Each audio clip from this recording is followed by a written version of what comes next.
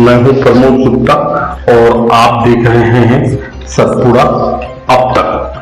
मंगलवार को विद्युत नगरी सारनी के जय स्तंभ चौक पर अंतर्राष्ट्रीय सर्वधर्म शांति सम्मेलन एवं विश्व शांति पुरस्कार सम्मान समारोह के अलावा अंतर्राष्ट्रीय सर्वधर्म शांति एवं शिक्षा केंद्र का होने वाले लोकार्पण कार्यक्रम के लिए डिप्टी कलेक्टर श्रीमती निशा बांगरे के माध्यम से जयस्तंभ चौक पर अपने रथ को रोकने के बाद सर्वप्रथम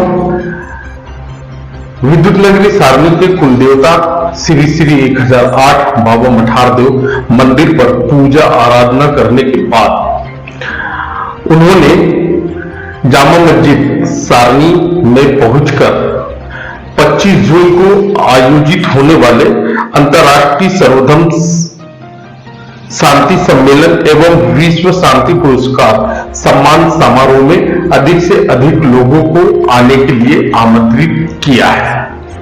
उन्होंने संपूर्ण आमला विधानसभा क्षेत्र के शहरी एवं ग्रामीण क्षेत्र में शिक्षा का अलख जलाने के उद्देश्य से फेडरेशन के माध्यम से प्रतिभावान छात्रों को चिन्हित करके उन्हें मार्गदर्शित करने का निर्णय लिया है। उनके माध्यम से घर घर ऑफिसर अभियान चलाया जा रहा है और इस अभियान में बड़ी संख्या में लोग जुड़ रहे हैं। हालांकि इनके इस अभियान को राजनीतिक स्तर से भी देखा जा रहा है कि आगामी 4 से 5 माह बाद विधानसभा चुनाव है और संभवतः वह विधानसभा चुनाव में किसी भी राजनीतिक दल से चुनावी मैदान में पहुंचकर ताल ठोक सकती है।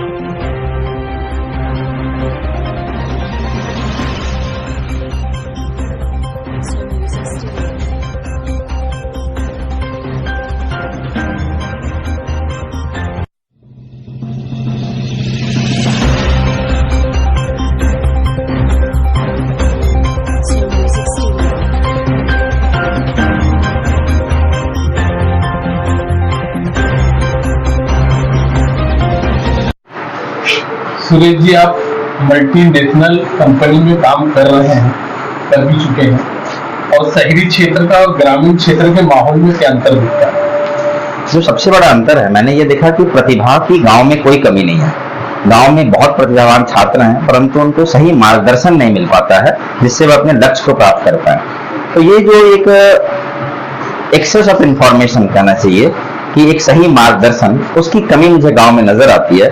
इसी कारण हमें ऐसा लगा कि शायद हमें इस क्षेत्र में कार्य करना चाहिए जिससे जो है सो हम उन्हें सही मार्गदर्शन दे करके उनकी प्रतिभा का सही मूल्य प्रदान कर पाए।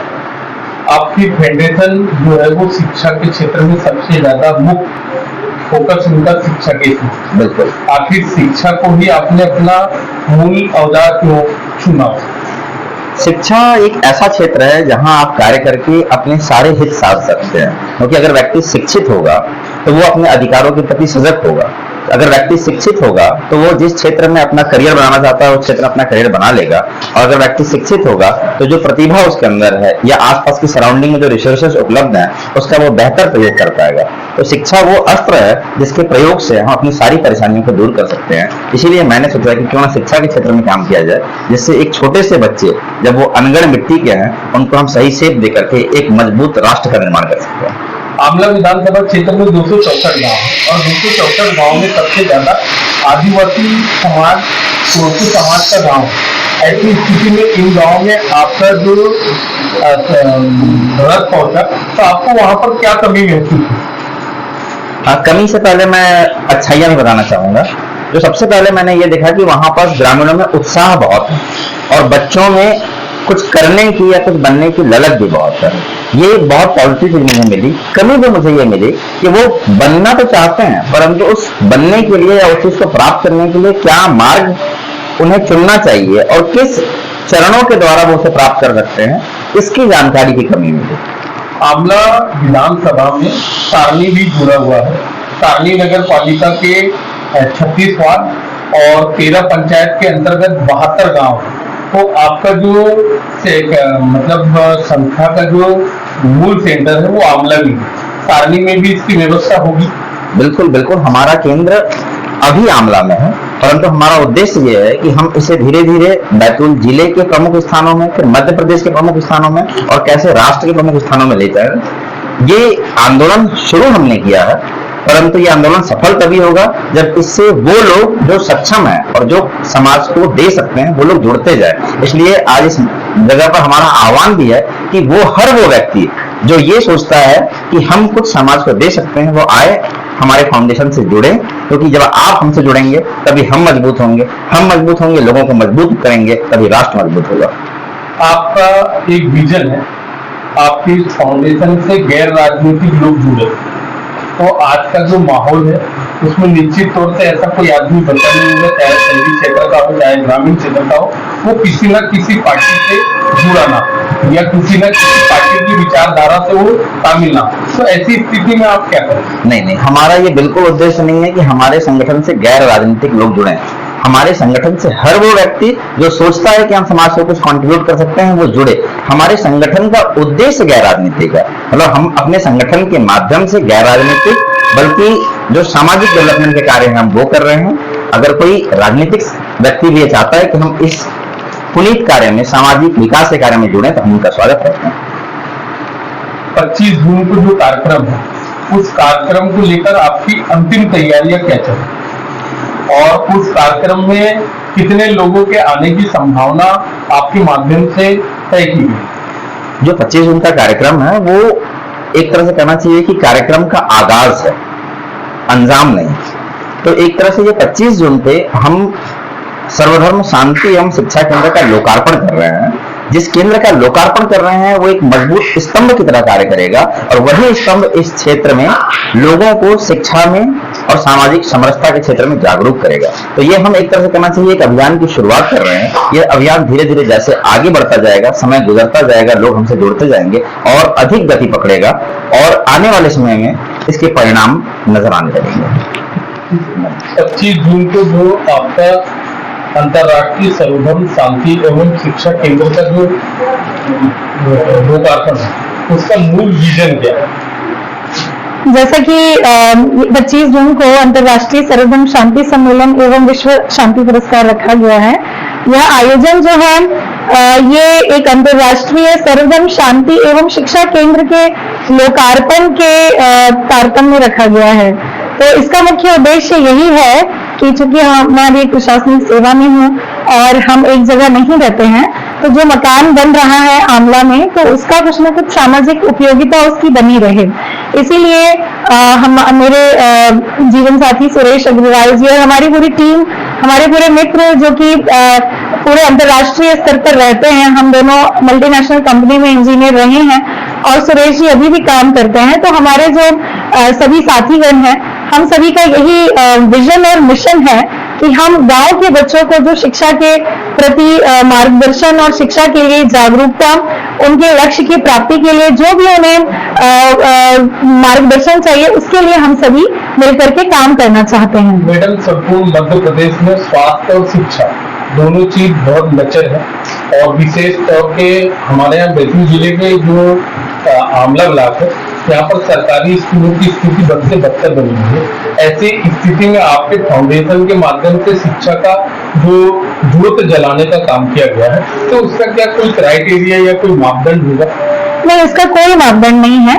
ये बेसिकली जैसे हम संघर्ष करके अधिकारी बने हैं, इसके पहले डीएसपी के डिप्टी कलेक्टर और हमारे जितने भी साथीगण हैं पूरी टीम में, तो हम सबका यही मानना है कि गांव में हम पैदा हुए हैं, जो भी चैलेंजेस हमने देखी हैं वो कठिनाइयां यहाँ के मध्य प्रदेश के बच्चों को ना हो।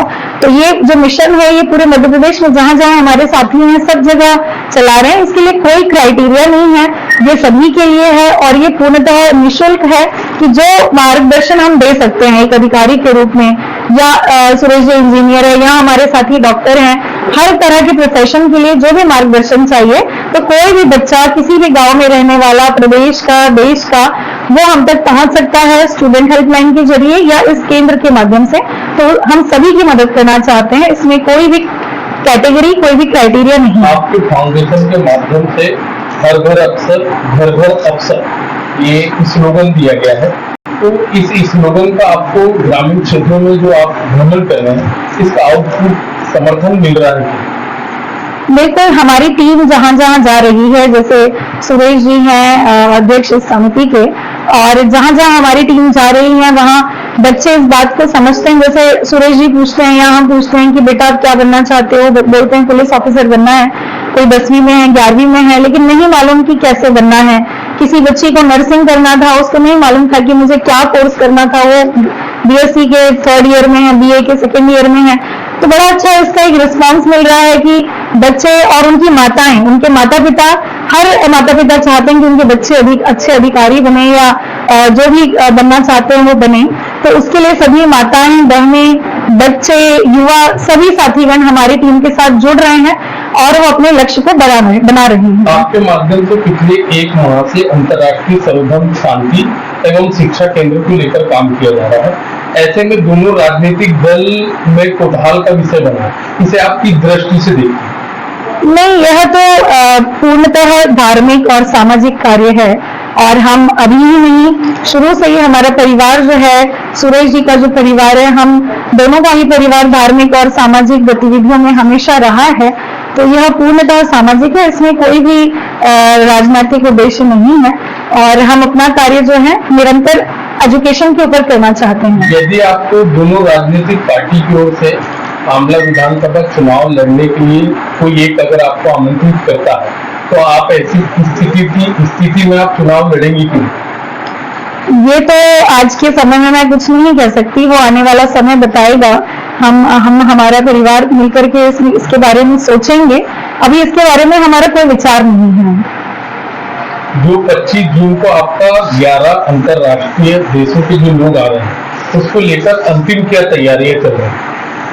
हमारी तैयारी बेसिकली यही है, हम चाहते हैं कि गांव-गांव से बच्चे अच्छी पढ़ाई करें, अच्छी शिक्षा प्राप्त करके अपने लक्ष्य को पाएं।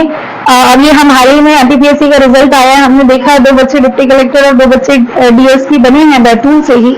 तो इसी तरीके से जो और बच्चे गांव में रहते हैं वो अच्छी शिक्षा हासिल करके और इस देश के लिए एक अच्छा मानव संसाधन बने, यही हमारा लक्ष्य है। और इसी लक्ष्य के साथ हमारी पूरी टीम जो है वो गांव-गांव में जा रही है।